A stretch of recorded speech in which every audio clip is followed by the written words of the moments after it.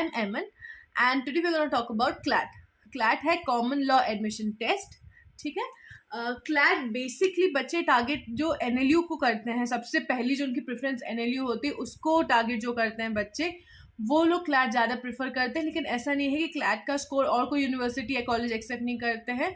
बहुत सारे ऐसे कॉलेजेस हैं जो क्लैट के स्कोर के बेसिस पे एडमिशन्स देते हैं, जैसे जेवियर्स हो गया, निर्मा हो गया, MIT हो गया, इंदौर इंस्टीट्यूट ऑफ लॉ हो गया. ये और भी बहुत सारे इंस्टीट्यूट्स हैं जो क्लैट का स्कोर एक्सेप्ट करते हैं. पूरे इंडिया में 23 NLUs होते हैं, जिसमें से 22 जो हैं वो उन 22 को गाइड करता है. और जो 23 है that is national law university Delhi जो है. Okay, not ranking but only one NLU Delhi, उसका एक अलग एंट्रेंस टेस्ट होता है, वो क्लैट का स्कोर एक्सेप्ट नहीं करता है, दैट इज ALET. ठीक है.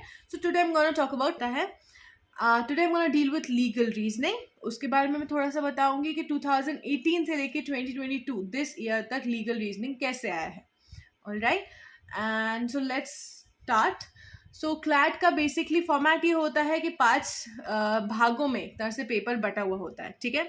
English language, current affairs including general knowledge, logical reasoning, legal reasoning and quantitative techniques. ठीक है. QT भी बोलता है, क्वांट भी बोलता है. लीगल रीजनिंग 25% बनाता है पेपर का. एंड बेसिकली लीगल इज पूरा लॉ से रिलेटेड होता है. देखो, अब क्लैट देने वाले हो आप, क्लैट एक लॉ एंट्रेंस टेस्ट है ना. तो जो UGC है वो ये देखना चाहता है कि बच्चे को लॉ का कितना नॉलेज है ना. तो लीगल इसलिए क्योंकि आपका लॉ का नॉलेज चेक करना है. ठीक है. इतना इन डेप्थ आपको पढ़ने की ज़रूरत नहीं पड़ती क्लैट के लिए.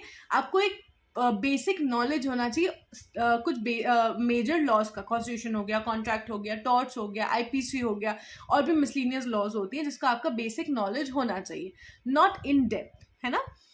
तो लॉ मतलब लॉ तो अपन समझते ही हैं, जो एक पर्टिकुलर कंट्री को चलाने के लिए जो रूल्स रेगुलेशंस होते हैं उनको लॉज बोलते हैं. एक तरह से लॉ अपने कोडिफाइड भी होते हैं, अनकोडिफाइड भी होते हैं, है ना. लीगल रीजनिंग ये होती है कि आपको लॉ से रिलेटेड क्वेश्चंस आते हैं. आपको उसको अपना थोड़ा नॉलेज चेक करने के लिए क्वेश्चंस होते हैं. आपको अपना दिमाग लगा के उन क्वेश्चंस का आंसर देना होता है. कुछ क्वेश्चंस डायरेक्ट होते हैं, कुछ क्वेश्चंस बहुत घुमावदार होते हैं. बट अगर आपका बेसिक क्लियर है, अगर आपने क्लासेस अच्छे से पढ़ी हैं, कॉन्सेप्ट समझे हैं रटने के बजाय, तो आपको क्वेश्चंस बहुत आसान लगेंगे. ओके. क्लैट का पेपर का पैटर्न के अलावा क्लैट का ऑफलाइन मोड में होता है अभी. ठीक है. ऑफलाइन मोड में होता है एंड देन +1 होता है हर सही आंसर के लिए, एंड नेगेटिव मार्किंग भी होती है 0.25. तो बच्चों को बहुत ज़्यादा केयरफुल रहना पड़ता है जब वो अटेम्प्ट करने पे आते हैं क्वेश्चन, है ना. 0.25 नेगेटिव मार्किंग रहती है, +1 for every correct answer. 150 question होते हैं 150 मार्क्स के, and you have 120 minutes to solve the whole question paper. Okay. ये बेसिक अपना ज्ञान हो गया. अब अपन आते हैं 2018 के पेपर पे. 2018 में डिफरेंट टाइप, मतलब मिक्स्ड क्वेश्चंस थे. एक पर्टिकुलर तरह का क्वेश्चन नहीं था, डायरेक्ट क्वेश्चंस भी थे. फॉर एग्जांपल, उन्होंने आपसे पूछ लिया कि आर्टिकल 51A कौन से अमेंडमेंट में आया. उन्होंने आपसे पूछ लिया कि वाइकेरियस लाइबिलिटी का मतलब क्या है. उन्होंने आपको वो दे दिया, एक केस दे दिया, उससे पूछा कि इसमें वाइकेरियस लाइबिलिटी कैसे अप्लाई होगा. सो कुछ डायरेक्ट क्वेश्चंस होते थे, कुछ प्रिंसिपल फैक्ट बेस्ड क्वेश्चन होते थे, कुछ situation principle conclusion based question होते थे. Okay. And legal principle based questions होते थे. जैसे आपको एक प्रिंसिपल दे दिया, समझो उन्होंने आपको एक डेफिमेशन का थोड़ा सा ब्रीफ इंट्रोडक्शन दे दिया, फिर उन्होंने आपको फैक्ट्स दिए केस के. ठीक है. एक सिचुएशन दी आपको, एक सपोज सिचुएशन दी आपको, फिर उस पर क्वेश्चन बना. ऑलराइट. ये हो गया अपना सिचुएशन फैक्ट बेस्ड क्वेश्चंस. फिर आ गए अपने स्टेटमेंट कंक्लूजन क्वेश्चंस. एक स्टेटमेंट दिया है, वो और 2 कंक्लूजन्स दिए हैं, 2 या 3. ठीक है. और आपको ये बताना है कि उन 2 या 3 कंक्लूजन्स में से वो स्टेटमेंट कौन से कंक्लूजन को सबसे ज़्यादा which is the best conclusion for that statement basically, है ना. तो एक कंक्लूजन भी हो सकता है, 2 कंक्लूजन भी हो सकते हैं, लाइक दैट. तो ऐसे क्वेश्चंस होते थे. एंड नॉर्मली वाइकेरियस लाइबिलिटी और इन सब के क्वेश्चंस बनते थे टॉट से. एंड तो पेपर पैटर्न बता दिए. 2018 में काफ़ी मिक्स होता था, एक तरह के क्वेश्चंस नहीं होते थे. 2019 में अपन आए तो पेपर पैटर्न चेंज हुआ, सिर्फ प्रिंसिपल फैक्ट बेस्ड क्वेश्चन आने लगे। उन्होंने आपको एक ब्रीफ में प्रिंसिपल समझाया लॉ का, उन्होंने आपको हाइपोथेटिकल सिचुएशन दी, एंड देन उन्होंने उस पर क्वेश्चन पूछ लिया। ऐसे क्वेश्चंस थे सारे। ऑलराइट, अब अपन अगर उसके टॉपिक्स पे आए 2019 में उन्होंने कौन से टॉपिक्स को कवर किया, so let's discuss that. Contract में they put questions from proposal, agreement, condition, इन सब टॉपिक्स में से क्वेश्चंस आए थे।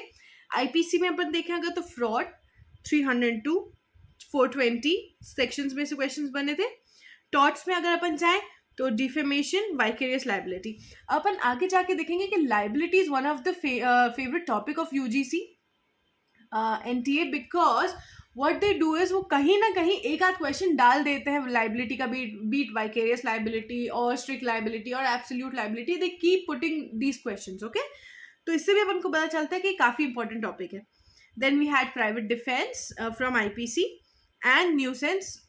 ओके, सीआरपीसी में अपन जाए तो कोर्ट का ज्यूरिसडिक्शन पूछा गया था कि ये एक सिचुएशन दी, जैसे कि आपको ये बताइए इस सिचुएशन में ये केस कौन से कोर्ट ज्यूरिसडिक्शन, कौन से एरिया कि डिफेंडेंट के एरिया का कोर्ट का ज्यूरिसडिक्शन है, या प्लेंटिफ के कोर्ट का ज्यूरिसडिक्शन है, या कहाँ के जहाँ हुआ है केस वहाँ का ज्यूरिसडिक्शन है। ऐसी ज्यूरिसडिक्शन बेस्ड क्वेश्चन था। देन फैमिली लॉ पे मैरिज पूछी गई थी। Okay, then we come on the question paper of 2020 में ये हुआ था कि उन्होंने 2019 में जैसे 2018 से आगे बढ़ के क्वेश्चन पेपर का पैटर्न चेंज किया था, 2020 में भी उन्होंने सेम किया, लेकिन यहाँ क्या किया, प्रिंसिपल फैक्ट बेस्ड क्वेश्चन नहीं थे, यहाँ सीधा सीधा पैसेज बेस्ड क्वेश्चन थे। लार्ज एंड स्मॉल पैसेजेस में क्वेश्चन पेपर पूरा डिवाइड था। एंड इसमें टॉपिक्स अगर अपन डिस्कस करें तो आईपीसी में डाउरी 34, 149, मॉब लिंचिंग, मर्डर, ये सब था। ऑब्सीनिटी, कॉन्स्टिट्यूशन में आर्टिकल 20, आर्टिकल 19 से काफ़ी क्वेश्चंस पूछे गए थे। टॉर्ट्स में strict liability, as I said earlier कि लाइबिलिटी पे बहुत फोकस करते हैं, तो स्ट्रिक्ट लाइबिलिटी एंड डिफेमेशन का पे क्वेश्चंस थे। एक चीज़ 2020 में जो बहुत ही इंपॉर्टेंट थी वो ये कि 2020 में सीधे सीधे न्यूज़पेपर की क्लिपिंग्स लेके क्वेश्चंस बने थे। इसलिए बच्चों को बहुत स्ट्रेस किया जाता है कि जो क्लैट एस्पिरेंट्स होते हैं वो न्यूज़पेपर पढ़ा करें, अपडेटेड रहा करें करंट अफेयर्स से। तो न्यूज़पेपर, क्योंकि the Hindu and business today के आर्टिकल के क्लिपिंग्स सीधा कॉपी पेस्ट थे, उस पर क्वेश्चन पूछे गए थे। अब यहाँ उन बच्चों पे बहुत ज़्यादा फ्रंट फुट हो जाता है जिनको जो न्यूज़पेपर डेली बेस पे पढ़ते हैं उनको पता होता है कि where this question is going, और जो नहीं पढ़ते फिर वो ढूंढते ही रह जाते हैं क्वेश्चन में के आंसर कहाँ है। So that's why newspaper reading is quite important for CLAT aspirants. Sorry, then we come move to 2021 question paper pattern same passage था। इसमें एक चीज़ डिफरेंट थी कि जो न्यूज़पेपर के क्लिपिंग्स तो थे ही, ऑल्सो जो लैंडमार्क जजमेंट्स थे इम्पॉर्टेंट टॉपिक्स के, उन लैंडमार्क जजमेंट्स का क्वेश्चन में ट्रांसफॉर्म करके उससे क्वेश्चन पूछे गए थे। फॉर एग्जांपल, एक पर्टिकुलर केस लॉ है, इम्पॉर्टेंट लैंडमार्क जजमेंट, उसको उन्होंने क्वेश्चन फॉर्म में कन्वर्ट कर दिया था, एंड देन उस पर MCQ था। तो वो बच्चे जिनको ऑलरेडी वो केसेस अच्छे से याद है वो तो समझ जाएंगे कि where this question is going and what should be the answer of that question, और जिनको नहीं आता है वो केस लॉ उनके लिए थोड़ा मुश्किल होगा। तो you have to be thorough with the case laws as well. या तो अगर अपन टॉपिक पे जाएं कि पेपर पैटर्न, तो मैंने आपको बता दिया कि पैसेजेस थे लाइक 2020। अगर अपन इंपॉर्टेंट टॉपिक्स पे जाएं, मैगजीन्स पूछे गए थे, for example volenti, non fit injuria, res judicata, इन पे क्वेश्चंस बने थे। या आईपीसी में मिस रिप्रेजेंटेशन, फ्रॉड, कॉन्ट्रैक्ट में कंक्लूजन ऑफ कॉन्ट्रैक्ट पे आया था, वैलिड एंड वैलिड कॉन्ट्रैक्ट्स पे आया था, फैमिली लॉ में मैरिज। मैरिज अपन अगर देखें तो 2019 में ही मैरिज पे क्वेश्चन पूछा गया था, एंड देन 2021 पे ही मैरिज पे क्वेश्चन पूछा गया फैमिली लॉ में। Then it was communication for proposal of marriage. ठीक है, तो फैमिली लॉ में अपन ने देख लिया कि रिपीट हुआ है मैरिज पे। अपन देख सकते हैं कि मैरिज को अपन और थोड़ा ध्यान से पढ़ें अब।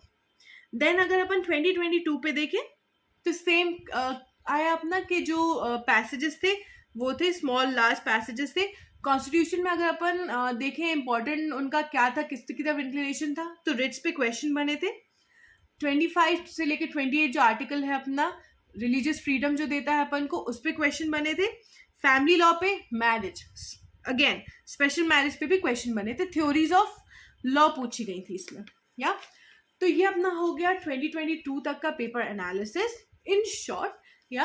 एंड अपन को ये एक चीज़ समझ में आई कि जैसे टॉर्ट्स में अपना वाइकेरियस लाइबिलिटी ये सब हो गया, इम्पोर्टेंट फैमिली लॉ में मैरिज हो गया, किस तरह से क्वेश्चन आते हैं, क्या अपन को करना है, अपन को इन डेप्थ नहीं पढ़ना है, लेकिन अपन को जितना पढ़ना है ऐसा पढ़ना है कि अपने बेसिक्स क्लियर हो लॉ के, राइट।